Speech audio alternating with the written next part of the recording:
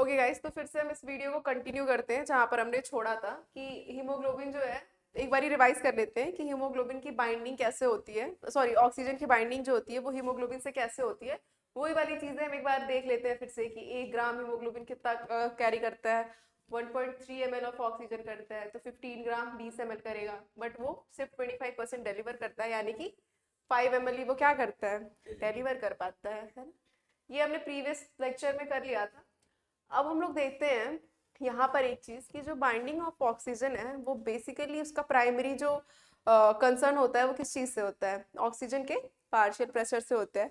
But other factors जो उसको influence करते हैं वो क्या होते हैं, H+ का कॉन्सेंट्रेशन होता है ना। वहां पर प्रेजेंट जो कार्बन डाइऑक्साइड है उसकी क्या पार्शियल प्रेशर है, वो होता है टेम्परेचर होता है। ये 3 चीजें आपको याद रखनी है। तो टोटल कितने फैक्टर्स हो गए, 4 फैक्टर्स हो गए। पहला ऑक्सीजन के खुद का पार्शियल प्रेशर, कार्बन डाइऑक्साइड का पार्शियल प्रेशर, हाइड्रोजन आयन का कंसंट्रेशन एंड देन टेम्परेचर। अब हम लोग देखते हैं यहाँ पर कि और डिटेल में क्या होता है ऑक्सीजन जब हीमोग्लोबिन के साथ कंबाइन करता है। तो देखो, oxygen does not oxidise haemoglobin. Formation of oxy haemoglobin is a process of oxygenation. The valency of iron is +2 in the oxy haemoglobin. Some gases, example ozone, can oxidize hemoglobin. This oxidized hemoglobin is called methemoglobin. These type of gases are environmental pollutants. अच्छा एक बात बताओ, हम ऐसे अगर chemistry के knowledge से जाएं कि अगर कोई मॉलिक्यूल है ना, और उसमें ऑक्सीजन जो है वो वहां पर ऐड हो जा रहा है, gain of oxygen is called what, oxidation. But हमने अभी क्या पढ़ा कि जो हीमोग्लोबिन होती है उसमें आयरन की वैलेंसी कितनी है, +2 है। तो ऑक्सी हीमोग्लोबिन है, उसको तब ऑक्सीडाइज हो जाना चाहिए, वहां पे वैलेंसी क्या होनी चाहिए, बढ़ जानी चाहिए। बट ऐसा नहीं होता है। वो सिर्फ प्रोसेस किसकी होती है, ऑक्सीजनेशन की, वो ऑक्सीडेशन नहीं होता है। That process is known as oxygenation, it is not oxidation, है ना। ऑक्सीडेशन कब होता है, जब ओजोन की जगह हम, सॉरी, ऑक्सीजन की जगह कौन सी गैस ले लें हम, ओजोन ले लें। इसको हम ऐसे लिख सकते हैं कि अगर ऑक्सीजन है, ठीक है, ये हीमोग्लोबिन के साथ अगर कंबाइन होता है, यहाँ पर क्या बनता है, ऑक्सी हीमोग्लोबिन बनता है। ये ऑक्सी हीमोग्लोबिन जो होता है वो ऑक्सीडाइज्ड फॉर्म नहीं होता है। If we want to oxidise haemoglobin, हमें क्या ऐड करना पड़ेगा, O3 ऐड करना पड़ेगा, दैट इज योर ओजोन। और इस प्रोसेस का होना जो है वो बिल्कुल भी फिजिबल नहीं है। It is physiologically not accepted, ये फिजियोलॉजिकली होता ही नहीं है। बट अगर ऐसा हो रहा है, ऐसी कोई कंडीशन आ रही है कि जब हमारी हीमोग्लोबिन जो है वो ऑक्सीडाइज हो जा रही है, तो वो वहां पर क्या बनाएगी, मिथामो ग्लोब्यूलिन। और जो नॉर्मल फिजियोलॉजिकल एक्टिविटी होती है उसमें क्या बनता है, ऑक्सी हीमोग्लोबिन। तो जो ऑक्सीजन है वो हीमोग्लोबिन एक कार है उसके लिए, उस पर बैठ के वो चले जाता है, और किस फॉर्म में वो जाता है, ऑक्सी हीमोग्लोबिन के फॉर्म में। अगर यहाँ पे मिथेमोग्लोबुलिन फॉर्म हो रहे हैं तो वो क्या हो रहा है फिर, वो उसका ऑक्सीडाइज्ड फॉर्म में। कैसा फॉर्म है वो उसका, ऑक्सीडाइज्ड फॉर्म में। ये फिजियोलॉजिकली नहीं होता है। फिजियोलॉजिकली क्या होता है, ऑक्सी हीमोग्लोबिन का फॉर्मेशन जो है वो फिजियोलॉजिकली फिजिबल है। अब ये जो हमारे गैसेस बन रहे हैं मिथेमोग्लोबुलिन, ये हमारे इन्वायरमेंट के लिए खतरनाक गैसेस हैं, ठीक है। इसको हम किस तरीके से ट्रीट कर सकते हैं, पॉल्यूटेंट के फॉर्म में, ठीक है। अब देखो, at the time oxyhemoglobin reaches up to the tissue, it dissociates. Oxygen freed from it goes into tissues, fluid from blood. In place of it, CO2 from tissue fluid. ये क्या कह रहे हैं कि एक ऐसा टाइम आता है, ये हीमोग्लोबिन जो है वो ऑक्सीजन को ले गया, कहाँ से लेके जाएगा, वो एल्वुलाई से लेके जाएगा, और टिश्यूज के लेवल में आएगा। तो टिश्यूज कभी ऑक्सी हीमोग्लोबिन नहीं लेते हैं, वो क्या लेते हैं, सिर्फ और सिर्फ ऑक्सीजन को लेते हैं।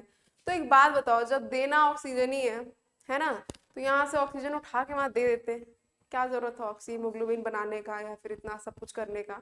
वो इसलिए होता है क्योंकि कंबाइंड स्टेट में जो ट्रांसपोर्ट एफिशिएंसी होती है वो क्या होती है, ज्यादा होती है। और कभी भी कोई भी कंपाउंड जो होता है वो अपने फ्री स्टेट में ह्यूमन बॉडी में बहुत कम पाया जाता है, हमेशा वो कंबाइंड फॉर्म में रहता है, ताकि वो स्टेबिलिटी को अचीव कर सके, है ना। आपको पता है कि कोई भी अगर एलिमेंट है, अगर वो अपने एलिमेंटल फॉर्म में है, वो अपने ऑक्सीडाइज स्टेट में है, तो उसकी स्टेबिलिटी क्या होती है, कम होती है ना। और हमें क्या चाहिए, स्टेबिलिटी चाहिए हमें। वो कंपाउंड बॉडी में स्टेबल फॉर्म में चाहिए, है ना। तो ये हर टाइम पे सही नहीं है, but most of the time और जो हम यहाँ पर भी देखेंगे तो हम ये देखेंगे कि वो कंबाइंड फॉर्म में ही एग्जिस्ट करता है ना। तो इसको हम कैसे समराइज करते हैं कि हीमोग्लोबिन ने ऑक्सीजन को कैरी करा, क्या बनाया उसने, ऑक्सी हीमोग्लोबिन, किस कहाँ पर, एल्वियोलाई में, मतलब लंग्स में। और जैसे ही वो तुम्हारे बॉडी के पास, सॉरी टिश्यूज के पास जाएगा, डिफरेंट ऑर्गन्स के पास जाएगा, वो ऑक्सीजन क्या करेगा, हीमोग्लोबिन से अलग हो जाएगा। उस प्रोसेस को क्या कहेंगे, डिसोशिएशन, है ना, उसका टूट जाना, हीमोग्लोबिन से वो टूट जाएगा और फिर ऑक्सीजन कहाँ पे मिल जाएगा, टिश्यूज को मिल जाएगा। ठीक है, अब हम पढ़ते हैं ऑक्सीजन डिसोसिएशन कर्व क्या होता है। ठीक है, कि जब ऑक्सीजन डिसोसिएट हो रहा होता है तो दो चीजें जो होती हैं वो डिटरमाइन करती हैं, मतलब वैसे तो बहुत सारी चीजें हमने जो चार चीजें बताई हैं वो होती हैं, बट ये कर्व जो है, ये ग्राफ जो है वो दो चीजों के बीच में हमने ड्रॉ करा है। ये अभी हमें नेक्स्ट पेज में ये ग्राफ हमें यहाँ पर देखने को मिल जाएगा। इसमें दो चीजें क्या क्या होती हैं कि percentage saturation of haemoglobin with oxygen. Saturation का क्या मतलब हो गया, कितना परसेंट वो उसके साथ कंबाइन हो रहा है, और दूसरा क्या है कि यहाँ पर ऑक्सीजन का कॉन्सेंट्रेशन। तो आपने वो इक्विलिब्रियम चैप्टर से पढ़ा होगा, प्रेशर और कॉन्सेंट्रेशन वाला, प्रोपोर्शनली होता है। तो कॉन्सेंट्रेशन की जगह पे हमने यहाँ पे पार्शियल प्रेशर लिखा हुआ है, बट अगर ये डेफिनेशन है जो एनसीईआरटी में दी रखी है तो आप उसी डेफिनेशन के थ्रू ही जाओगे। कई बार सिर्फ डेफिनेशन ही पूछ देते हैं वो, है ना, तो आपको डेफिनेशन भी पूरी याद होनी चाहिए। ठीक है, अब ये शेप कैसा होता है, सिग्मोइड होता है। सिग्मोइड का मतलब क्या होता है, ऐसा एस शेप्ड, ऐसा भी नहीं, ऐसा, है ना। एक स्टेज में वो क्या कर रहा है, बढ़ रहा है। अब मतलब यहाँ पर लीनियर रिलेशनशिप है, अगर ये वाली चीज बढ़ रही है, ये भी बढ़ रही है, फिर थोड़ा सा वो चेंज हो रहा है और फिर जाके असिम्प्टोमेटिक हो जा रहा है, मतलब ये कैसे है, सिग्मोइड है। इस कर्व की क्या चीजें हम इससे देख पाते हैं, कौन कौन सी चीजें हम इससे पढ़ पाते हैं, कि पार्शियल प्रेशर कार्बन डाइऑक्साइड का क्या है, H प्लस का क्या है, बाइंडिंग हीमोग्लोबिन का ऑक्सीजन के साथ कैसा है, और टेम्परेचर, ये सारी चीजें हम इसमें देख पाते हैं। अब इस ग्राफ को थोड़ा सा हम समझने की कोशिश करते हैं।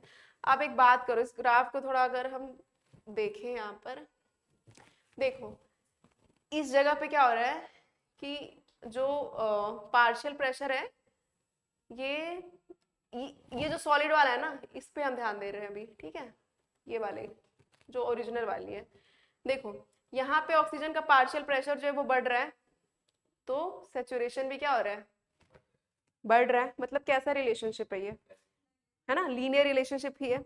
अगर ये चीज बढ़ रही है, ये चीज भी बढ़ रहा है, बट अब क्या होगा कि एक ऐसा टाइम भी तो आएगा ना कि जब सारे के सारे जो ऑक्सीजन है वो पूरी तरीके से क्या होंगे, हीमोग्लोबिन से बाइंड कर जाएंगे, मतलब उनका सेचुरेशन 100% अचीव हो जाएगा। तब वहां पे क्या होगा, अगर हम प्रेशर बढ़ा भी रहे हैं तो बहुत ज्यादा है ही नहीं जब वहां पर, तो ये क्या हो जाएगा, असिम्प्टोमेटिक हो जाएगा यहाँ पर। ठीक है, इसके बाद से ये क्या हो जाएगा, असिम्प्टोमेटिक होगा। तो ये सिग्मोइड कर्व हमने जान लिया।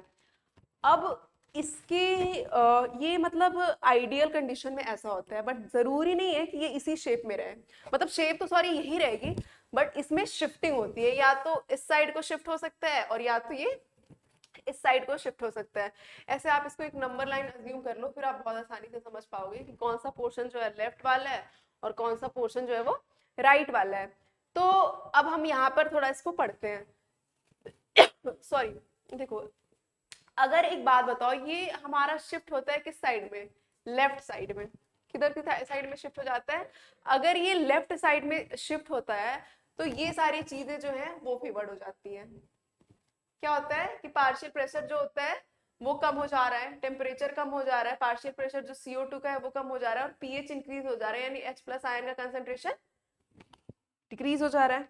ठीक है, तो अगर ग्राफ लेफ्ट की तरफ शिफ्ट हो रही है, इधर की तरफ शिफ्ट हो रही है, अब तुम देखो इसमें क्या क्या हो रहा है कि जो बाइंडिंग एफिनिटी है वो क्या हो रही है, बढ़ जा रही है। इसको ऐसे शिफ्ट करके देखो, बाइंडिंग एफिनिटी क्या होगी, बढ़ जाएगी। उसका उल्टा है, अगर राइट की तरफ इसको शिफ्ट करो, बाइंडिंग एफिशिएंसी क्या होगी, घट जाएगी। बस यही चीज है कि लेफ्ट में क्या हो रहा है, बढ़ रहा है, राइट में क्या हो रहा है, घट रहा है। और कौन कौन से कंडीशन है जो बाइंडिंग ऑफ इसको क्या कहते हैं, ऑक्सीजन को इंक्रीज करते हैं। आप वो बता सकते हो क्या क्या चीजें ऐसी होनी चाहिए जो ऑक्सीजन की बाइंडिंग को वो कर सके? प्रेशर ऑक्सीजन का ज्यादा होना चाहिए, उसका रिवर्स कर दो, कार्बन डाइऑक्साइड का कम होना चाहिए, टेम्परेचर शुड बी लो, और तुम्हारा जो पीएच होना चाहिए वो हाई होना चाहिए, या फिर हम कह सकते हैं H+ का concentration should be low. This is your graphical representation.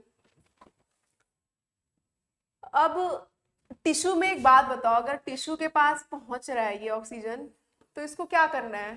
Haemoglobin से अलग होना है, मतलब क्या होना चाहिए? डिसोसिएशन होनी चाहिए। तो वहां पर कैसे कंडीशंस होने चाहिए जो डिसोसिएशन को फेवर करें? वहां पर ऑक्सीजन की प्रेशर कम होनी चाहिए, जो हमने प्रीवियस स्लाइड में देखा है ना। तो क्या होना चाहिए? लो, और CO2 का प्रेशर हायर होना चाहिए ताकि CO2 ब्लड में आ सके लंग्स के पास आने के लिए। H+ का कंसंट्रेशन क्या होना चाहिए? ज्यादा होना चाहिए। पीएच क्या होना चाहिए? और टेम्परेचर क्या होना चाहिए? आप कोई एक चीज याद कर लो, दूसरी ऑटोमेटिक हो जाएगी, है ना। या तो आप बाइंडिंग याद कर लो तो उसका डिसोसिएशन आराम से हो जाएगा। मेरे हिसाब से तो बाइंडिंग याद करनी चाहिए क्योंकि आपने पहले पढ़ भी रखा है उसको, तो वही याद कर लो आप। अब in the alveoli high P pressure of oxygen CO2, ये वही चीज दे रखी है इसके रिवर्स में, ठीक है। अब हम लोग पढ़ते हैं ट्रांसपोर्ट ऑफ CO2। ऑक्सीजन का हमने पढ़ लिया, कैसे बन रहा था वो। आरबीसी में ही मोस्टली जा रहे थे 97%। किस फॉर्म में जा रहे थे? ऑक्सी हीमोग्लोबिन के फॉर्म में जा रहे थे। कौन कौन से फैक्टर्स हैं जो उसके लिए ज़रूरी हैं, वो सारे भी हमने पढ़ रखे हैं। अब हम लोग पढ़ते हैं ट्रांसपोर्ट ऑफ CO2। CO2 के ट्रांसपोर्ट के बारे में पढ़ते हैं। तो देखो, the blood transport carbon dioxide comparatively easier because of its higher solubility. There are 3 ways of transport of carbon dioxide. Approximately 5 to 7% is transferred in the dissolved state. 20 to 25% जो होता है वो अमाइन ग्रुप जो होती है haemoglobin के साथ, उसके साथ। देखो ये हमने पिछले साइड पे भी करा है, एक बार फिर से कर देते हैं। यहाँ पर 3 फॉर्म में जाता है CO2। सबसे पहले आरबीसी में कितना जाता है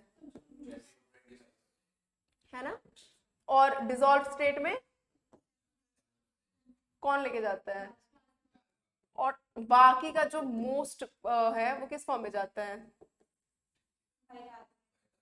70% किस फॉर्म में जाता है ना। अब हम थोड़ा सा पढ़ते हैं कि आरबीसी के साथ जब कार्बन डाइऑक्साइड वो होता है तो फिर क्या चीजें होती है ना।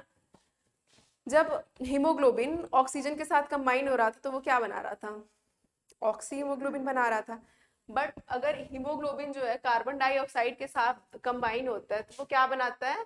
Carbamino haemoglobin. क्योंकि हमने पढ़ा था कि हीमोग्लोबिन का जो ग्लोब्यूलिन पार्ट है वो क्या है? मतलब उसमें अमाइनो एसिड भी होगा, तो वो NH2 के साथ CO2 रिएक्ट कर जाता है और क्या बना लेता है? कार्बामिनो हीमोग्लोबिन बना लेता है। अब देखो, carbon dioxide produced by tissues diffuses into RBC where it reacts with water to form carbonic acid. This reaction is catalyzed by enzyme carbonic anhydrase. RBCs contain a very high amount of this enzyme and minute quantity is present in the plasma too. तो देखो क्या होता है, अभी हमने क्या पढ़ा कि आरबीसी में क्या प्रेजेंट है? हीमोग्लोबिन प्रेजेंट है ना। तो ये कैसे कैसे ट्रांसफर होता है? ये क्या करता है कि आरबीसी के पास एक एंजाइम होता है जिसको हम लोग क्या कहते हैं?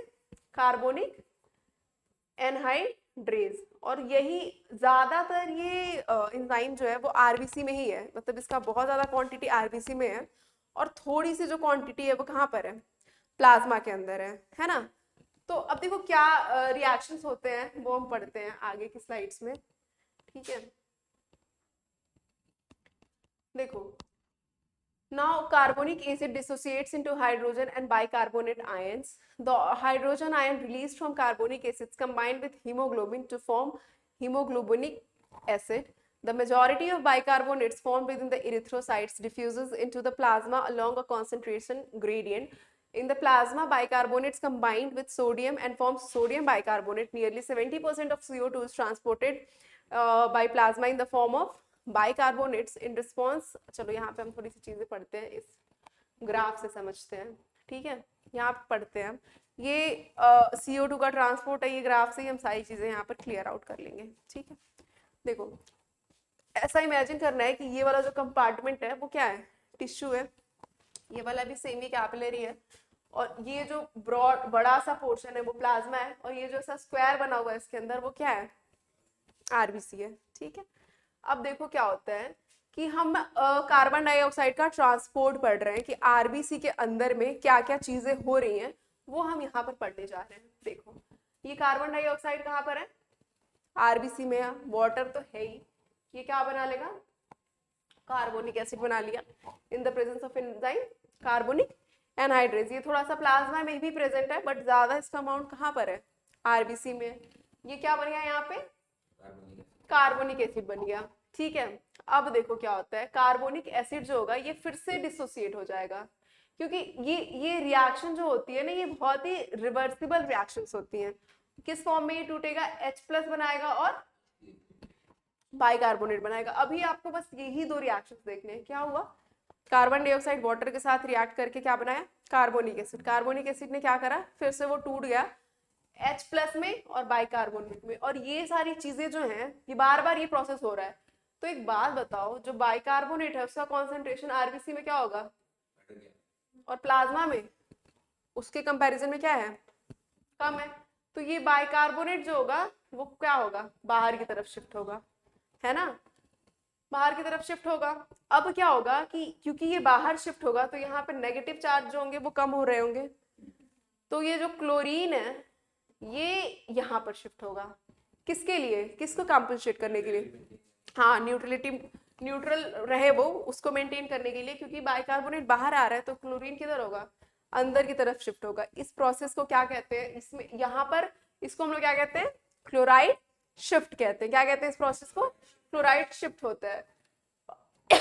अब क्लोराइड यहाँ पर, अब देखो अब यहाँ पे कुछ और चीजें हैं, रोचक चीजें जो हम देख सकते हैं कि जो हीमोग्लोबिन है वो पोटेशियम के साथ भी कंबाइन होकर रहता है, K+ और हीमोग्लोबिन यहाँ पे फिर से डिसोसिएट हो गया।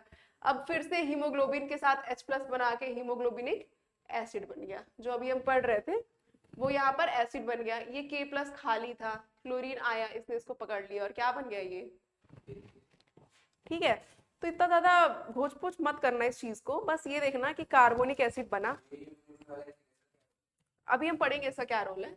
ठीक है, अभी यहाँ तक बस ये देखना कि तुम्हारा बाइकार्बोनेट जो है वो बना, कैसे बना वो, कार्बोनिक एसिड जो है वो टूट रही है, बाइकार्बोनेट किधर हुआ, बाहर हुआ, उसको मेंटेन करने के लिए क्लोराइड किधर गया, अंदर गया। इस प्रोसेस का क्या नाम है, क्लोराइड शिफ्ट है। इसके बाद से ये एक स्टेबल कंपाउंड बना दिया, ये बाइकार्बोनेट बाहर आया और सोडियम पहले से सॉल्ट के फॉर्म में प्रेजेंट था, इसने क्या करा, बाइकार्बोनेट और सोडियम मिलके क्या बना दिया, और इसी फॉर्म में ये क्या होता है, 70% इसी फॉर्म में जाता है ना। अब देखो, when the deoxygenated blood reaches the alveoli of the lung, then the carbaminohemoglobin and sodium bicarbonate dissociates because partial pressure जो होता है वो कम होता है। अब देखो क्या होगा कि जब हम लंग्स के पास जाएंगे तो कार्बन डाइऑक्साइड को क्या करना है, बाहर करना है, बाहर का रास्ता दिखाना है उसको, तो वहां पे प्रेशर क्या होगा, कम होगा। तो कौन सी दो चीजें बन रही थी अभी, एक तो वो जो डिजॉल्व स्टेट में 7% था वो तो वैसे ही घुला हुआ है, उसके बारे में बात मत करो, वो तो वैसे ही डिफ्यूज हो रहा है। अब दो ही चीजें बन के आई है, कौन सी, कार्बामिनो हीमोग्लोबिन, है ना, और दूसरी क्या बन के आई है, जो 70% जा रहा है, और ये कितना जा रहा है, ठीक है, हीमोग्लोबिन लेके जा रहा है किस फॉर्म में, कार्बामिनो हीमोग्लोबिन के फॉर्म में, और वैसे ये बल्क कितने में ट्रांसपोर्ट हो रहा है, बाइकार्बोनेट्स के फॉर्म में। ठीक है, तो ये क्या होगा, लंग्स के पास आएगा तो ये क्या होने चाहिए, डिसोसिएट हो जाने चाहिए, और क्या बनना चाहिए, कार्बामिनो हीमोग्लोबिन बनना चाहिए, सॉरी ये डिसोसिएट हो जाना चाहिए बेसिकली, और कार्बन डाइऑक्साइड जो है वो लंग्स के थ्रू एटमॉस्फेरिक एयर में एलिमिनेट हो जाना चाहिए। This dissociation is stimulated by oxy haemoglobin. अच्छा ठीक है, एक चीज हमने अभी जब हमने पिछले ग्राफ में पढ़ा था तो वहां पे एक होता है बोर्ड्स इफेक्ट, है ना, कि जो ऑक्सीजन डिसोसिएशन कर्व जहां पर हम पढ़ रहे थे वहां पर एक चीज थी कि जो ऑक्सीजन का डिसोसिएशन है वो कार्बन डाइऑक्साइड के वजह से कैसे अफेक्ट हो रहा है वो बोर्ड साइंटिस्ट ने दिया हुआ है, तो उसका यही नाम है बोर्ड्स इफेक्ट, है ना, कि ऑक्सीजन जो है वो हीमोग्लोबिन के साथ बाइंड था, पर वहां पर जैसे ही हीमोग्लोबिन ने कार्बन डाइऑक्साइड को देखा उसने ऑक्सीजन का साथ छोड़ दिया, क्योंकि उसका सॉल्युबिलिटी उसके साथ ज्यादा है, उन दोनों की ज्यादा बनती है, तो उसने उसको देखते उसको छोड़ दिया। तो ये क्या है, बोर्स इफेक्ट है। मतलब ऑक्सीजन का डिसोसिएशन किसके प्रेजेंस में, कार्बन डाइऑक्साइड के प्रेजेंस में, इज योर बोर्स इफेक्ट।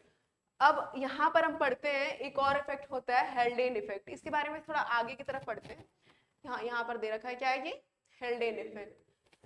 बातें दोनों की ऑलमोस्ट सेम ही है बट काम अलग अलग है। इसमें क्या हो रहा है, this dissociation is stimulated by oxyhaemoglobin. This CO2 freed from blood goes into atmosphere. The effect of oxyhemoglobin or the dissociation of this compound is known as Haldane effect.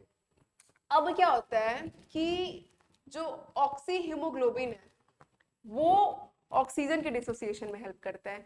क्या करता है ये कि वहां पर ये एसिडिक मीडियम को cause करवाता है, H+ जो है वो फ्री कर देता है। जैसे हमने हीमोग्लोबिनिक एसिड बनाया था वहां से क्या निकलता है, H+ आयन निकलता है। अब एक बात बताओ, H+ आयन अगर ज्यादा होगा तो ऑक्सीजन जो है वो क्या होगा, पीएच अगर कम होगी तो क्या होगा, ऑक्सीजन का डिसोसिएशन हो जाएगा टिश्यू लेवल पे, बट एल्वियोलाई के लेवल पे ये चीज तो रिवर्स होगी, तो वहां पे क्या डिसोसिएट होगा, CO2 डिसोसिएट।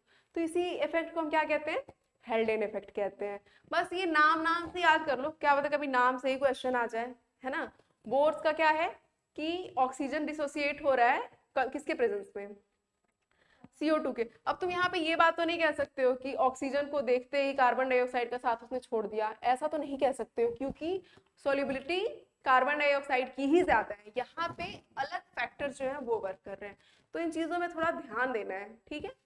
अब देखो, every 100 ml of deoxygenated blood delivers around 4 ml of CO2 to alveoli.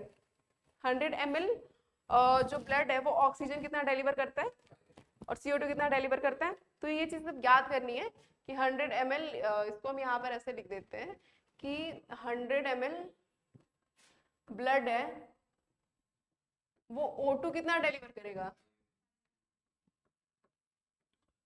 कर कितना सकता है, कर कितना सकता है, ये वैल्यू कहाँ से आती है ये आपको याद रखना पड़ेगा, ठीक है, ये वैल्यू याद रखनी पड़ेगी। और 100 ml ब्लड जो है वो CO2 कितना डिलीवर करती है,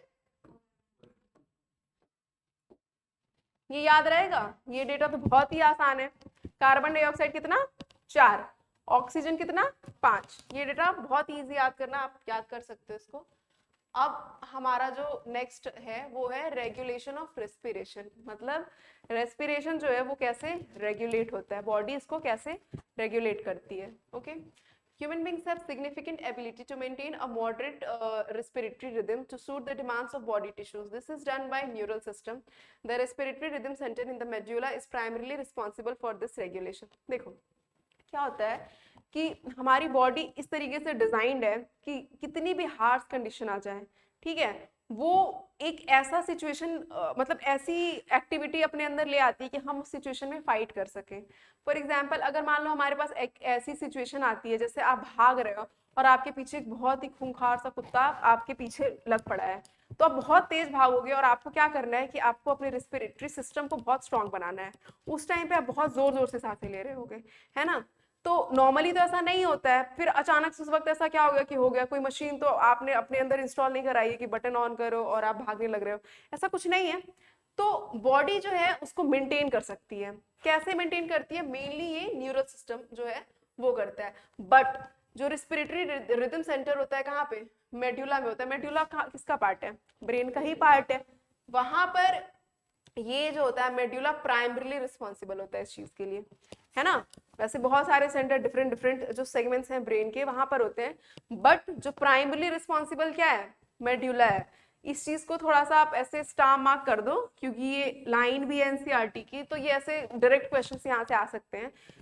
मतलब वो यही नहीं पूछेगा कि मेड्यूला, मतलब एकदम आसान सा कि आप आंसर कर दो, थोड़ा सा इसको टर्न करके वो पूछ सकता है।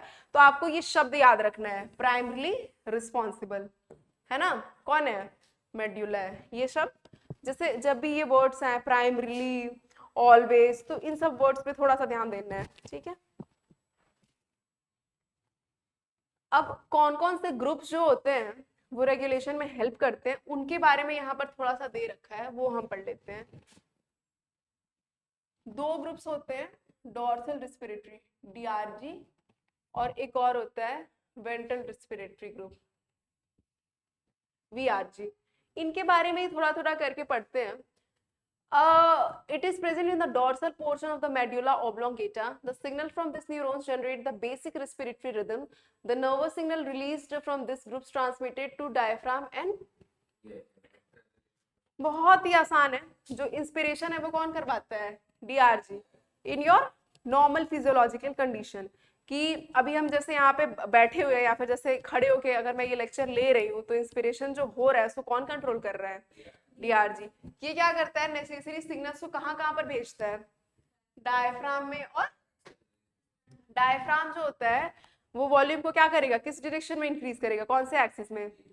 Antero posteriorly. और ईआईसीएम डॉर्समेंट। ठीक है, तो ये नॉर्मल इंस्पिरेशन जैसे हो रहा है, और जब नॉर्मल इंस्पिरेशन हो जाएगी तो एक्सपिरेशन तो खुद ही होगा, है ना? तो नॉर्मल ब्रीदिंग को कौन कंट्रोल कर रहा है? डीआरजी। यहाँ तक कोई दिक्कत? अब हम लोग पढ़ते हैं वेंट्रल रेस्पिरेटरी ग्रुप्स। तो the neurons are located in the anterolateral to the dorsal respiratory groups. During normal respiration, this remains inactive. In the enhanced respiratory drive, the respiratory signal from these groups contribute to fulfill the demands by regulating both inspiration and expiration. Few of neurons of these groups control inspiration while others control expiration. The regulation of देखो, DRG ने तो inspiration करवा दिया, और expiration के लिए तुम्हें कुछ स्पेशल मैकेनिज्म चाहिए नहीं, वो खुद ही हो रहा है, बिकॉज वो एक पैसिव प्रोसेस है। तो इसका क्या काम है? वेंट्रल रिस्पिरेटरी ग्रुप का, जब आपकी वैसी रिस्पिरेटरी ड्राइव होगी, अगर आपकी बॉडी को जरूरत होगी कि आपको अपना इंस्पिरेशन रेट जो है, मतलब ब्रीदिंग रेट जो है उसको ऑल्टर करना है, तब कौन काम करेगा? वेंट्रल रिस्पिरेटरी ग्रुप्स काम करेंगे। अब क्योंकि यहाँ पर जो इंस्पिरेशन होगा वो आप एक नॉर्मल लिमिट से ज्यादा एक्सटेंड कर रहे हो, है ना, आप उसको ऑल्टर कर रहे हो, तो यहाँ पर एक्सपिरेशन भी खुद नहीं होगी, न्यूरॉन से करवाएंगे। कुछ न्यूरॉन्स एक्सपिरेशन को कंट्रोल करेंगे, कुछ न्यूरॉन्स जो होंगे वो इंस्पिरेशन को कंट्रोल करेंगे। अब एक और चीज है, पहला क्या था? डीआरजी था, दूसरा क्या था? वीआरजी था। अब हम लोग पढ़ लेते हैं एक और चीज है, वो क्या है? Pneumotaxic centre. It is located in pons. ये दोनों ग्रुप कहाँ लोकेटेड है? मेड्यूला के अंदर में। ये कहाँ पर है? पॉन्स में। बट प्राइमरीली यही दोनों रिस्पॉन्सिबल है। और जो वीआरजी होती है, जब नॉर्मल हमारी रेस्पिरेशन चल रही है, तब क्या ये एक्टिव होती है? नहीं होती है। नॉर्मल तो वही करा लेता है। दोनों कहाँ पर होती है? मेड्यूला में होती है। अब हम इसके बारे में पढ़ लेते हैं, न्यूमोटैक्सिक सेंटर क्या होता है। It is located in pons region. It is called switch off point of inspiration. Neural signal from this center can reduce the duration of inspiration and thereby alter the respiratory rate. When this center sends strong signals, then lungs are filled partially. देखो, pneumotaxic जो होता है ये Pond's में होता है। ये क्या करता है कि ये स्विच ऑफ पॉइंट होता है। क्या पॉइंट होता है? स्विच ऑफ पॉइंट होता है। जब ये अपने नेसेसरी सिग्नल्स को भेजता है, तो जो ड्यूरेशन है इंस्पिरेशन की, वो क्या हो जाती है? कम हो जाती है। इसके बारे में थोड़ा आगे पढ़ते हैं और अच्छे से समझ में आएगा। अच्छा, आगे नहीं है, यहीं पर ही है कि ये भी एक पॉन्स में लोकेशन है इसका, और ये ड्यूरेशन के इंस्पिरेशन के ड्यूरेशन को बेसिकली क्या करती है? रिड्यूस करती है, स्विच ऑफ पॉइंट होती है। अब एक और पढ़ लेते हैं, थोड़ा सा interesting phenomena, hearing breeder reflex arch. ये क्या होता है? ठीक है, इसके बारे में थोड़ा सा पढ़ लेते हैं। In the walls of terminal bronchioles and atria, stress receptors are present, which are normally inactive, but they became active with alveoli are filled with maximum air. The hearing breeder reflex arch now becomes activated and sends inhibitory signal to the inspiratory center to switch off the inspiration. This prevents the alveoli from overstretching and bursting. Thus, this reflex is a protective reflex which works only when normal mechanism of switch off of inspiration does not work timely due to any reason. चलो इसके बारे में पढ़ते हैं। ये reflex क्या होता है? रिफ्लेक्स ही होता है, समझ रहे हो आप? रिफ्लेक्स क्या होता है आपने आगे पीछे के चैप्टर्स में पढ़ा होगा, उसी टाइप का एक नॉर्मल सा रिफ्लेक्स है। इसके बारे में पढ़ लेते हैं कि क्या होता है। आपने अभी पढ़ा था एकदम स्टार्टिंग के चैप्टर्स में कि जो ब्रोंकाई होती है यानी ब्रोंकियल ट्रीज जो होती है वो कभी एक्सचेंज में पार्ट नहीं लेती है, यही हमने पढ़ा था ना। तो इसमें क्या है कि जो ब्रोंक्यूल्स के टर्मिनल वॉल्स होते हैं वहां पर क्या प्रेजेंट होते हैं, तो नॉर्मली ये इनएक्टिव रहते हैं। वो डेड स्पेस वॉल्यूम वाला जो हमने कॉन्सेप्ट लाया था, ये क्या करते हैं, नॉर्मली तो काम नहीं करते, बट एक ऐसी कंडीशन आ जाए कि आपकी एल्वेलाई में बहुत सारा एयर फिल्ड हो रखा है ना, अब उसमें स्पेस नहीं है कि और भी एयर आए, है ना, कोई भी कंडीशन हो, कोई भी पैथोलॉजी हो, कुछ भी हो, एल्वेलाई जो है वो बहुत ज्यादा उसमें एयर भर रखी है, अगर हम फिर भी उसमें एयर पुश करते रहेंगे जबरदस्ती तो वो क्या होगा, बर्स्ट कर जाएगा, और स्ट्रेच हो के वो फाइनली क्या होगा, बर्स्ट हो जाएगा। तो ये क्या करता है उस वक्त में, ये तब ऑपरेट होता है, नॉर्मली ये ऑपरेट नहीं होता है। जब नॉर्मल सिग्नल जो है स्विच ऑफ रिसेप्टर्स काम नहीं कर रहे हैं तब ये काम करता है और इंस्पिरेशन को स्विच ऑफ करवाता है ताकि एल्वेलाई बर्स्ट ना हो। तो एक तरीके से ये क्या है, बॉडी का प्रोटेक्टिव मैकेनिज्म है, ठीक है। और भी है, a chemosensitive area is situated adjacent to the rhythm center which is highly sensitive to CO2 and hydrogen ion. Increase in the substances activate the center which in turn signals the rhythm center and increases breathing rate. The role of oxygen, देखो ये एक वही चीज है कि chemosensitive area है, मतलब कोई भी केमिकल्स के आने जाने से इसको फर्क पड़ता है। तो वो कौन कौन से केमिकल्स हैं, CO2 है और क्या है, हाइड्रोजन आयन है, इनके बढ़ने से इस एरिया में कुछ ना कुछ हलचल होने लग जाती है।